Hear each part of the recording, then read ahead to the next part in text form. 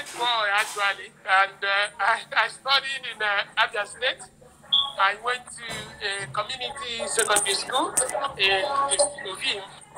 After that, I went to Federal University of Technology, Owerri, Futo. I earned a bachelor degree in electrical electronics engineering, specialized in electronics computer engineering. And I would say, at the highest of all, that Futo is the best university in the world. And I know I've been to many. So you can count on that. It's a very wonderful school. So basically, you actually...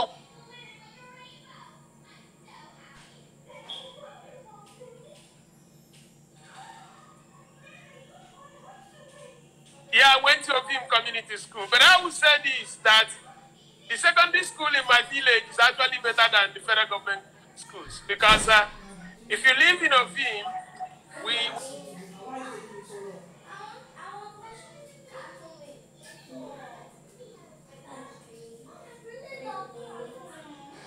have about how many governors? My kinsman, former governor of Imo State, is my kinsman. So our schools are really very good. So don't just think it's another community school. It's really, in short, Abia State University today does their computer science experiment in my secondary school. So it's a very good one. And so you have a very good background. But do you think your parents play a very strong role in your growing up? Absolutely. I know I was brought up with a sense of decency, honor, and values. I actually grew up in the Scripture Union. So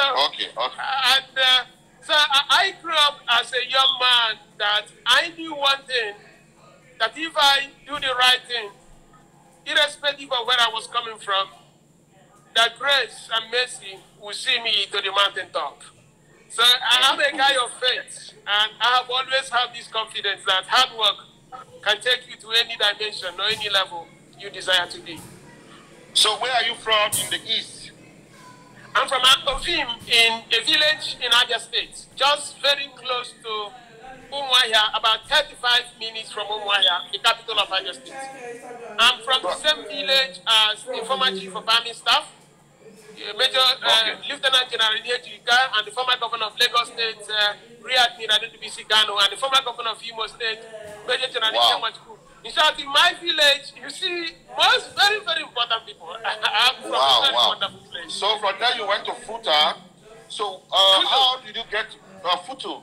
So how do you get from Futo? How do you get to the US? Is it that I want to know? Is it that your life was planned, or is it that you didn't just happen unfold like that? Or I want to know, is it that every step you took along the way, was it planned? I would say likely that my footsteps are planned, of course, because I'm a man of faith.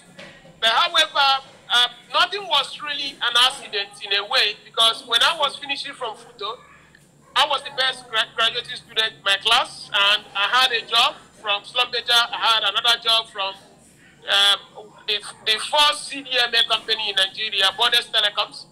They gave me a very good car, gave me a driver with a Mercedes. They gave me a three-bedroom furnished apartment in Aba.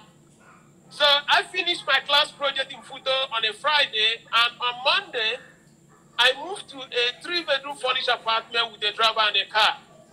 But you see, I became a little bit concerned. How can I just finish my life and it's to make money at that very young age? So I made a decision that I was going to leave the company because I just didn't feel comfortable getting into that kind of life at that very young age. Because before you know it, my life will be wake up in the morning, go to work, come in the evening, go and eat in Kobe in Aba, and that's like that, nothing more. So I decided that I would like to go to the United States to get a PhD in my field. I really had this confidence that getting a doctoral degree in electrical engineering will be one of the finest moments I would like to say I've accomplished in my career. So, but before then, I have to raise the money. I didn't have the money, so I had to take a job in a bank, in Diamond Bank. And in Diamond Bank, I did 2 master's programs, one in Akure. I actually went to Akure, and the MBA University of Calabar. and then a correspondence program in London for a doctorate degree in banking and finance. It was when I was doing that my supervisor now told me that I was really very brilliant, that he would like to get me a visa to come to London. So he wrote a letter to the UK embassy that I should go to the UK embassy, that he would like to see me, that I should come to London. So the driver in Diamond Bank went. It was to be a one single entry visa. So when we go to the embassy said, hey, we've never seen this kind of letter from this professor. So we want to give you a multiple 2-year. Do you have money to pay for this gentleman? The driver somehow had money paid for me, and just like that. So I would say I didn't plan immediately to be leaving Nigeria, but this man I didn't know him. He was just my supervisor reading what I was writing for the doctoral program, and he had a lot of attention. So at the end of the day, I got a NASA fellowship to come to the United States. So NASA helped in my fellowship, but that was when I actually arrived in the United States. Initially, I was living Nigeria without anything really. I didn't have any scholarship, I didn't have any fellowship, but when I got to the United States, actually God opened doors that I was able to receive fellowship from NASA. Wow. And what gave result to that fellowship? Was it automatic? How were you able to get that done? No, it was when I got to US. Actually, leaving US was more a matter of faith. I just believed that America had money. And if I felt I was really very brilliant, if they were giving one person scholarship, they were going to find me out and give me one. So when I got to US, I didn't have money. I just went to the head of department in the university and told him that, hey, that I was in the bank, I was managing the bank's network. I have seen some of the challenges they were having in the department, that I can help them fix the problem. And just like that, the man couldn't believe it. And so I helped. Then as they started seeing my skill sets, there were some scholarship available. One of them was from NASA. They interviewed me. At the end of the day, they now awarded me that NASA fellowship. And then by the time they gave me the NASA fellowship, I actually started becoming a big boy, because it was a very good scholarship. Yeah, and good things happened because of that. Prof, what it means is that you showcase your skill set to the school. Yes. I work pro bono. I helped them fix some problems in their network, because when I was in Diamond Bank, I was in the software motivation unit, but I also got the certification in Cisco and certification in Microsoft. So those things were simple things. The bank was paying me. So when I got to UX, they needed consultants to do those things for them. I just said, hey, you don't have to pay an external consultant. Somebody from Nigeria has this skill, and I can just do it for you free. So when I told the head of department, in America, there is no free lunch. And all of a sudden, you see this guy from Nigeria who can get the job done, and he doesn't want you to pay him. So in a way, they were very, very appreciative of the fact that I could get the job done. And then those opportunities started coming. I think that was really the breakthrough, because I found a way to give them something before they could actually give me something. And that was the confidence I had in America, that if you can show excellence, the society will find a way to reward you. I don't want to go too much deep in your NYC. You remember?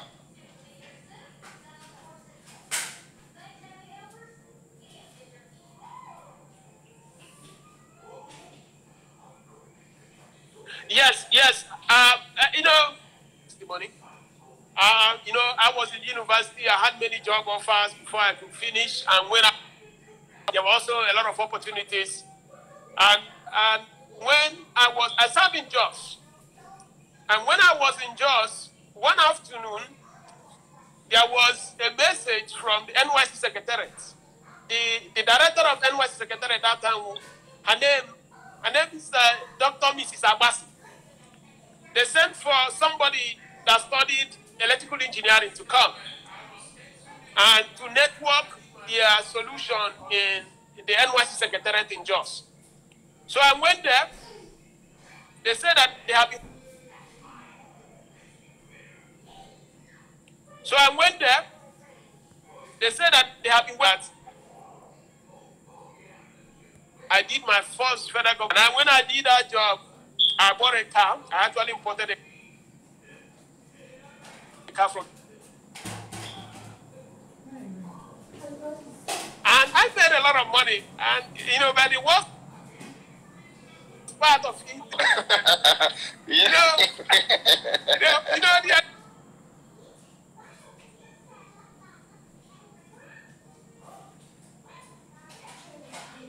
is this award they call best? And, you know, an Igbo man, this Igbo man, you know, it doesn't go out of us, Yeah, and he was very good. He was very good because. So that we don't waste so much time. I know you have a lot of story, but I'm privileged to have idea to some of your story. So I'll try to be picking it on so that we don't take so much of your time. Quick one, but how does the invention started? Is it that you have flair? You've shown already that you have flair for providing solutions, okay? That have been established in your NYC, in your school, and even abroad, even at the bank where you are working. So it's obvious that you are looking for solution to provide, which in return brings back money. Okay? Now, how come you started doing invention? Is it that it's part of your project that suddenly, or it was a conscious effort? I think the key thing here is really having this human philosophy that challenges have to be solved. You know, there is this construct in Nigeria, or I would say in Africa, where if you see a problem, you just go and write it in the Vanguard or the Guardian newspaper. And once you have written it, you have done your part. Whether that problem has been solved or not, you don't care. But when I got to the United States, I saw that the beauty of the nation is not on the writing, but actually in getting things done. And I also can take it back to where I grew up in the village. You know, the most successful people you could see in the village were actually the most in terms of being very, very different in what they do. So, very, very different in what they do. So, in having products and services, I would say that innovation is where I like to focus on. How do we solve problems instead of just postulating ideas? Because innovation is equals to invention plus commercialization. You know, until you have commercialized it, it is just an idea. So, if you have that philosophy that problems in the market have to be fixed, it means that you have to take that product idea from the conceptual idea into a real product. I think that's the driver. It doesn't change whether it's in America, whether it's in Kenya, whether it's in Nigeria. If you have it, you have it. And the key thing is that when you see something that is broken, you ask yourself, is there anything I can do beyond just talking about it to actually making things happen? I think that is the philosophy, and that is actually some of the things I have seen in America, and that's the life I like to live. Wow. Wow, that's great. So I know you have invention you are part of people that developed the accelerator on the iPhone. Is it part of your PhD work or it was a separate work? No. That was actually when I finished PhD, I got a job in one of the finest semiconductor companies in the world. They make about 78% of all the converters that are used in the world. Analog Device is a premier semiconductor company. It's actually one of the most difficult companies to get into. So when I got in, the job was to build a accelerometer that we use in an iPhone. So I hold a PhD in that domain and in managing very small, discrete signals. And they wanted to translate that knowledge in the medical field into building what they call MEMS interface. Micro-electromechanical systems, essentially the interface between the mechanical and the electrical engineering domain. So it was a very fascinating opportunity as a young man then to get involved at the highest level of engineering and technology. So it was actually after my PhD. Wow, excellent. What of the other one that the government is using right now that you get the license for the patent? Yeah, that was actually my PhD work. That was is on my doctorate work in the Johnson, and the PhD in electrical and computer engineering, specializing in robotics. I basically build systems that have the capacity to operate on human beings through the help of robots. So there's what we call the laryngoscope, what we call the endoscope. You can have robots that can go through those tools to go and do suturing and other navigational things through the human body. So that work was originally designed for medical robots. Someone quick one. Someone asked that what's your PhD all about? My PhD focused on basically the broad field of microelectronics. I build sensors and which are applicable in the area of robotics. And that area comes into what we call neuromorphics.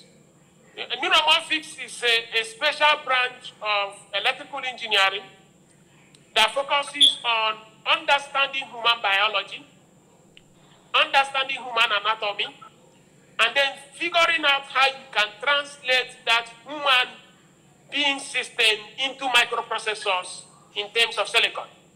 So we have what we call event-driven asynchronous parallelism of the central nervous system, understanding the neurons and the synapses, and how you can clone them into microprocessors. See, if we can't get academic, I have to be careful so that we don't go. But that is fine. I think I'm trying to explain to the young man or the young woman. So it's called neuromorphics. Okay. It's a most important thing. Engineering.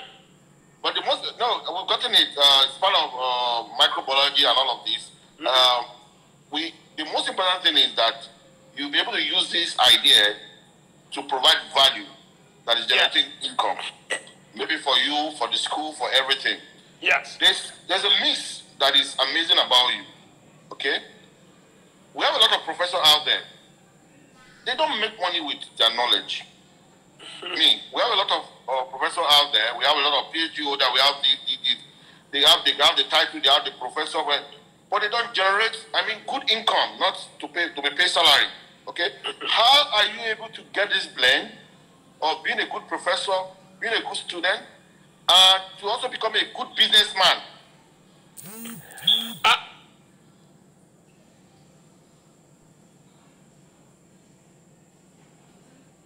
I think that one is because of the Igbo Korapo in me. You know, we like. Can this habit be developed? Can this habit be developed? I would say if you grow up in a typical Igbo community, I said it proudly. Even if you have a PhD, it's happening in Dumata and Alaba and Aris. It's a kind of upbringing that satisfaction in any job is not just that somebody is paying you a lot of money, but also what you are doing for yourself. So I think it's this spirit of entrepreneurship. This is spirit of individualism. This is spirit of entrepreneurial capitalism, where you think that you can hustle, and that you can elevate your life and elevate the lives of other people around you.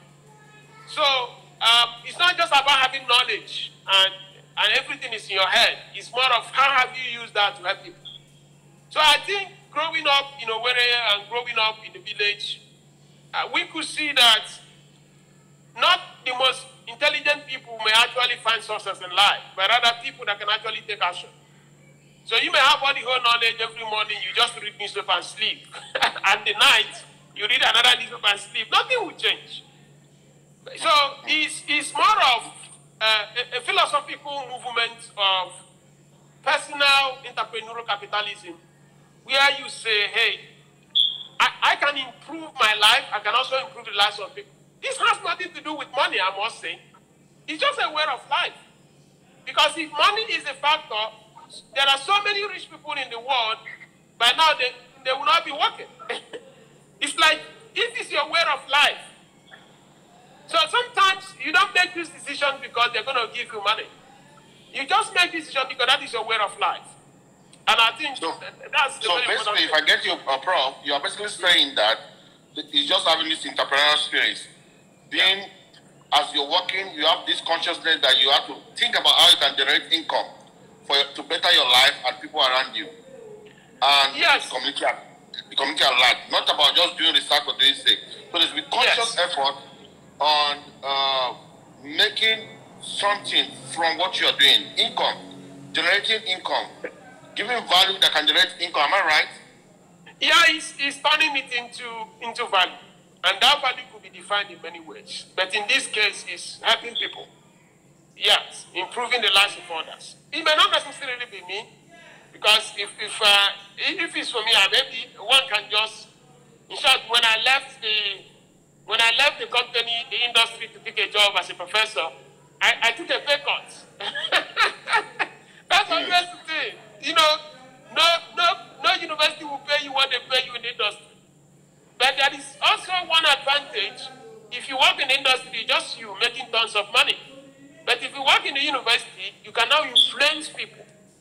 You can help people. You can mentor people. So everything in life depends on what is it that really drives you.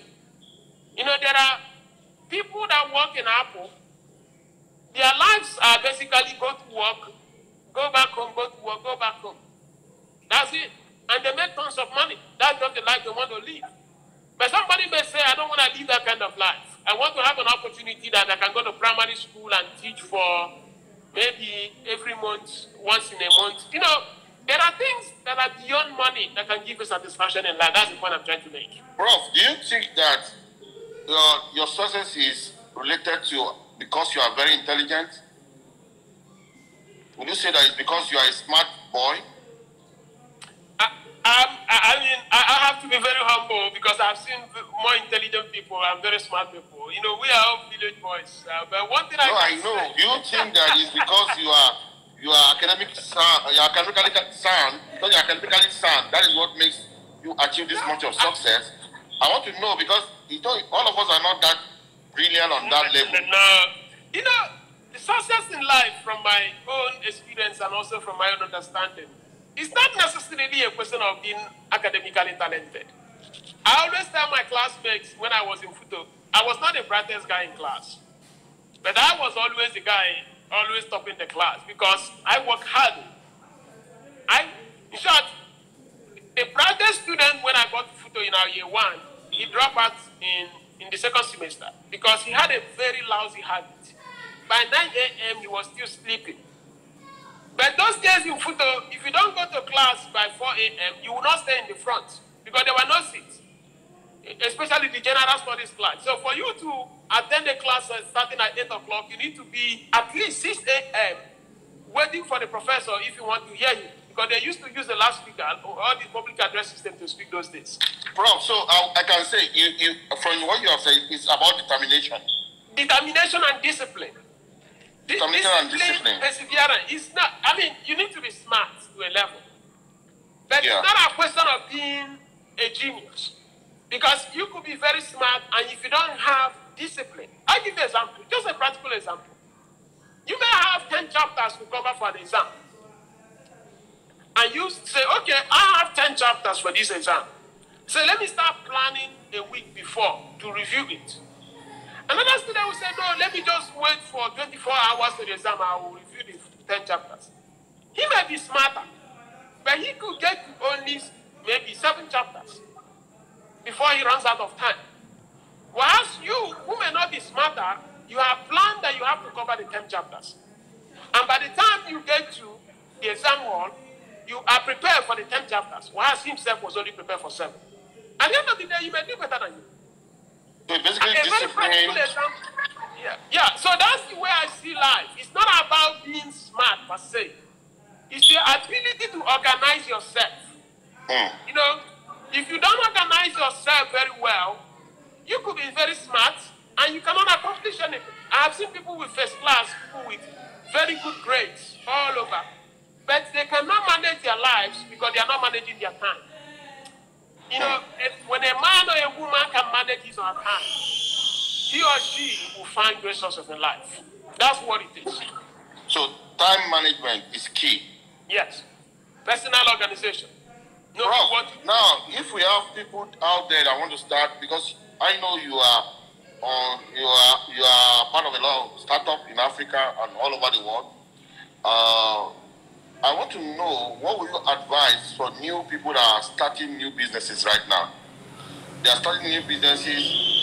Some of them don't even know what to do, how to go about it, where to go, and how they don't even have anything to do. They just want to, they are eager to be successful. They are eager to have a good life. What advice will you give to someone who, one, does not have an idea yet, one, has an idea but doesn't know if the idea is the right one? What advice will you give someone that is just starting from scratch right now? Okay, first thing first is starting a business is not a vacation job. To start a business is a vacation job. Oh, I'm tired of listening to this, my CEO, my boss. I hate her, I hate him. So let me go and start my own company so I can be the boss. I can do whatever I want to do. I'm telling you, starting a business is not a vacation job. In short, if you want to be successful as an entrepreneur, you must be ready to work 10 times more than you would have worked for somebody else. Because there is no more 8 o'clock to 5 p.m. or 9 a.m. to 4 p.m. You know, those kind of things. Because life now is not 24 hours. Work for yourself. And because if you don't work for yourself, you don't get paid. The bills will not stop. My recommendation to people is this. If you want to go and do something for yourself, be aware that if you are not doing another person's job and you think you're already carrying a lot of effort, if you have to run it for yourself, then you have to multiply it by the factor of 10. But if you have a good idea, one of the most fascinating things about entrepreneurship is that if it succeeds or if it works out, your benefits are in multiples, not linear. When I say multiples, you can just transition from being this guy in Lagos into something else. Look at those guys that when they raise this $10 million and $7 million, it means that on paper, some of them are already multi-millionaires in dollars. But if they have been working for somebody, maybe the person would have been paying the 250,000 naira a month. Meaning that if they have to work for 30 years, they will not even smell that place they have gotten to. So starting something is good, but make sure that you have the right incentive. The right incentive, in my own opinion, is not just necessarily you want to go and start to make money. Rather, see a motivation that you want to change the world on something. See a motivation that you want to change the society on something. Because if you have that incentive, you have an inner motivation to keep doing if the frustrations come. Because you're going to have frustrations. You're going to have drawbacks. So if it's just about the money, hey, if it doesn't work within a week, you go back and get another job. But if you have a mission or something you want to change, if those challenges come, you say, hey, I know they will be, but let me keep pushing. So that is what makes great entrepreneurs legends. The drive is not about the money. The drive is to make an impact in the world. And when you make an impact, it usually translates to money because the society will reward you for having them fix a friction that exists in the marketplace. Because the essence of having companies is to fix market frictions. People have problems they want you to fix. And the day you fix them, they pay you money as revenue. So if you can do that very well and help those people to solve their problems, you are going to make money in the process. That is what capitalism is all about. But you need to have the right decisions. Thank you, Prof. I want to ask you a question that some people are asking here. They say, what is the difference? When you say a company is a startup, what does it mean? So a startup is a company that is growing very fast. It is not a function of the number of years the company has been in business. It's not a function of whether it's a technology company or not. A startup is a company that is run by an entrepreneur, not a small business owner. A malam who has a small shop in front of your yard in Lagos or Aba is a small business owner. It's not in my village who has a convenience store where people can go and buy cashier, buy things. He's not running, he's not an entrepreneur. He's a small business owner. The mama puts in Oshobo, where mama tell me you want to go and eat food. That's not an entrepreneur. That is a small business owner. So the problem we have is that we confuse entrepreneurs and small business owners. So the difference between an entrepreneur and a small business owner is that an entrepreneur, his business grows rapidly. So you see the company, 3 people today, within less than 3 years, 100 people. But if you go back to that Malam, that shop has had 1 person in the last 15 years. The shop has not expanded. Nothing has changed. That is not a start. He's not an entrepreneur. And he is not running a startup. He is running a small business. But so for a small business to become a startup, it means that it has to be growing rapidly. That is when a small business becomes a startup. But if it's growth, no growth, year and year, it's a small business. And the person that is running it is called a small business owner, not an entrepreneur. So a startup is run by an entrepreneur, and it's a company that is growing rapidly and fast. If you are growing very fast, even when you are 5 years in your business, you are still a startup. It's not a question of time or age. Okay. Prof, you've answered it, you've broken it up properly. Now that people are at this moment that they are struggling, businesses are struggling because of COVID-19, what advice will you give to business owners at this time? Yes, I think it's a very good question here. We've written extensively and also had videos and section in my Tekidia Mini MPA. In short, we have 2 weeks of looking at what businesses can do during this time of pandemic. So there are 2 things there. In one of our playbooks, we say if you're a business owner, the first thing now is survival. So there are what we call protocols you have to go through. Your revenue is going to drop. That is not news. You may see that some of your customers are going to go bankrupt. You may even notice that even if we reopen the economy, people will not have the confidence to buy things because they are not sure of their jobs. So our suggestion is this. If you need to make decisions on your expenses, make them as quickly as possible. And if the economy reopens and you have to serve customers, think how you can give them a lot of opportunity they can pay over time. So let me give an example. If I'm selling something to you today, I can say, I'm going to give you 20% discount or 30% discount if I'm running the hotel business. Because I want you to come into my hotel, I say, I'll give you 30% discount. So if I give you that 30% discount, I said, okay, I can even give you an option to pay in the next 2 months. Because I know there is a possibility that the money you had in the bank, you've utilized it over the last 5 weeks. So a business owner has to come up with a way to encourage his or her customer to pay and spend money with him or her. Because people are going to have this kind of inertia. No one would like to spend money now. So, and in my program, when I take the MBA, how did we get people to start paying? We say, okay, if you register, we give you my ebook. One, we give you another ebook. We give you our FS Cyber free. Because you need to give people discounts. You need to give people incentives. Because there are so many things that are competing for that money. So you need to find a way to break through. Let me say this, the most important thing any business owner has to do right now is to find how to earn income, earn revenue. Your problem is not about innovation or investing on new things. If you are in Nigeria now, your problem is survival.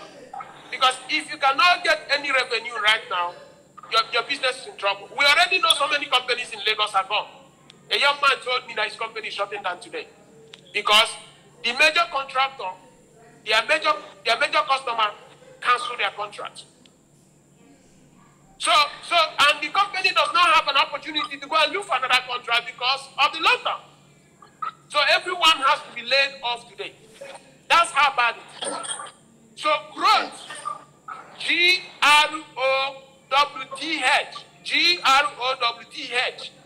is the most important thing any business has to look at now in Nigeria. If you cannot find how to generate revenue, you are in trouble. Because government doesn't have money to spend, so free money will not come. Companies don't have excess money in the bank because they have been spending the ones they have. And if you cannot find a way to generate revenue, you are going to run out of cash. And if you run out of cash, it's going to be a very bad thing. So growth is key. Find a way to give incentives. Do a lot of promos. If possible, work pro bono. Allow the customer to give you an opportunity to come into their lives.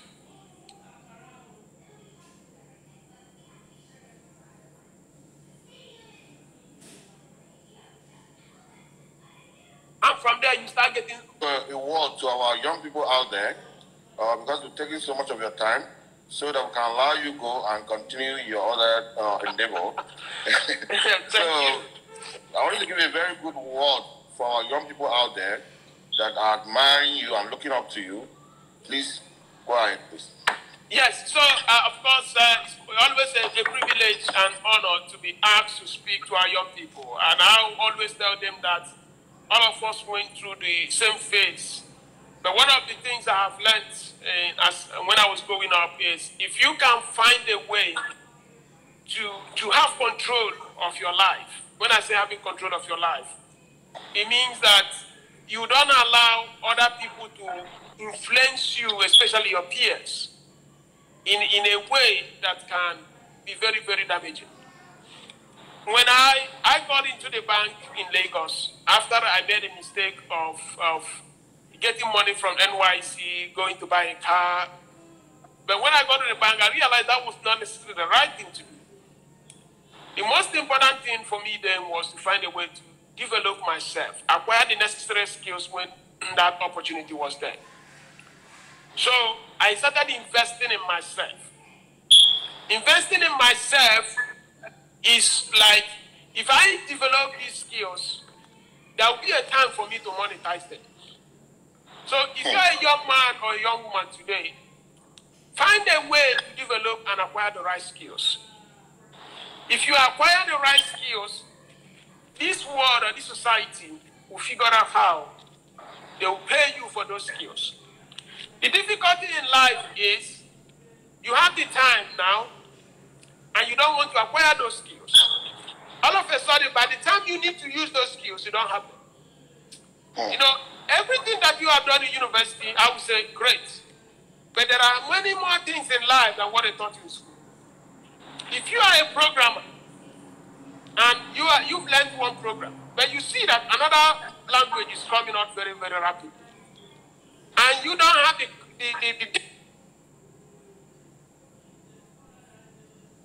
discipline to say, I need to go and learn that new one. Your career now will be stunted. So acquiring that new skill can propel you for the opportunities of the future. So it's not about technology, just about the way of life. So constantly learning, constantly updating yourself, constantly making sure that you surround yourself with people that can add value in your life. If you do those things, you will be very fine. I'm not talking about getting certificates. Maybe, there is a difference where people think that because they have a certificate, that's why people respect them. I don't think we're in that society anymore now. People are, companies like Google, they don't even look for whether you're a degree holder now. They have removed those.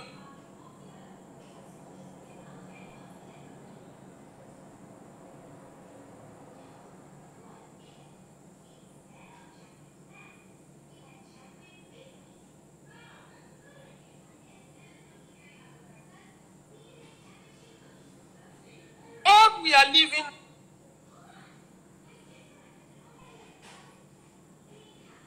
now is a world that is not built on States.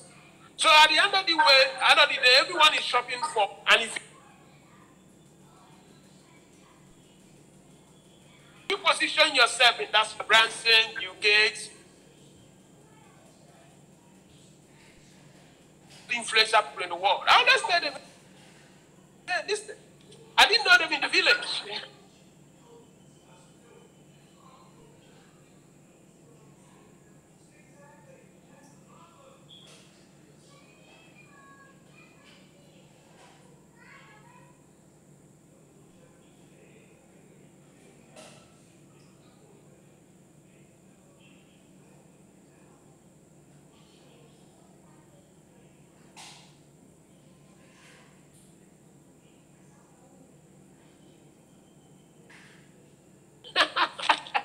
Bang.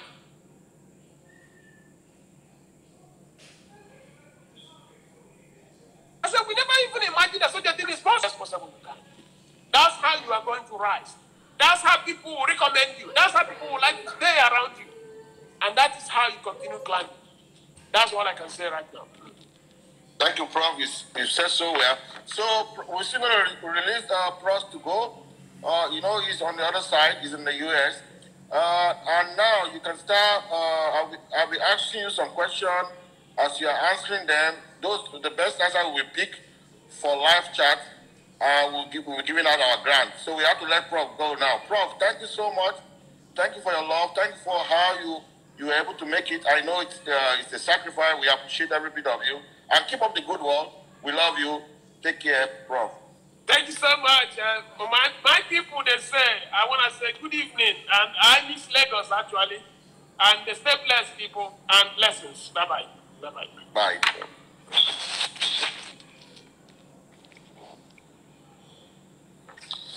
So, Prof, Ndubuisi has gone. He's said a lot of beautiful things, and it's amazing that he was able to give us up to close to 50 minutes of his time. That's amazing. And thank you for all the audience. We see that a lot of people have stand still and on the program to watch this and all of that. So what we will do in a bit to try to be fair as much as possible, we're going to be throwing a question out, and the best answer we go into live call. Okay? The best answer we go into live call. Okay? So are you guys ready? If you're ready, let me see your hand. If you're ready, let me wave at me if you're ready for the questions.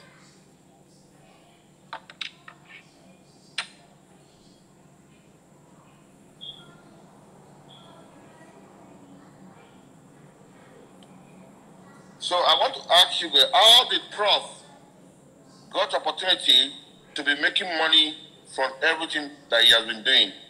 How did he go about it? What did he do that he was able to get paid? What did he do that he was able to earn income virtually on all his activities along the way? What was the strategy? Well, he played the same strategy in the school. He played the same strategy in NYC. He played the same strategy in his PhD.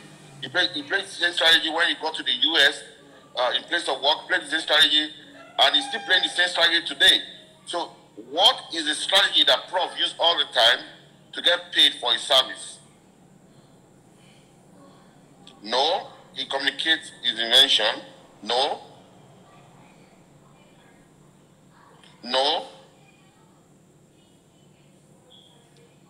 Those are the first things we first answer. Continuous learning, no. Invention, no.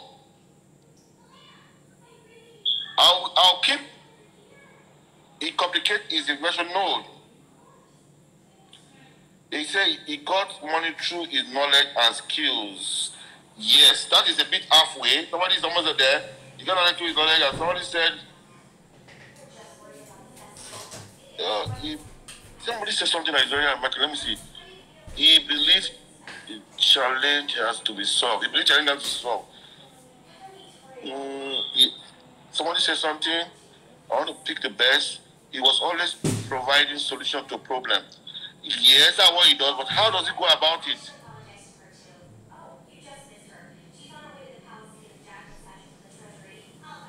Nobody's eating on the nail. I need somebody to eat it on the nail. Prof did, he applied himself. Let me see this one. He applied himself. Through determination and network. No.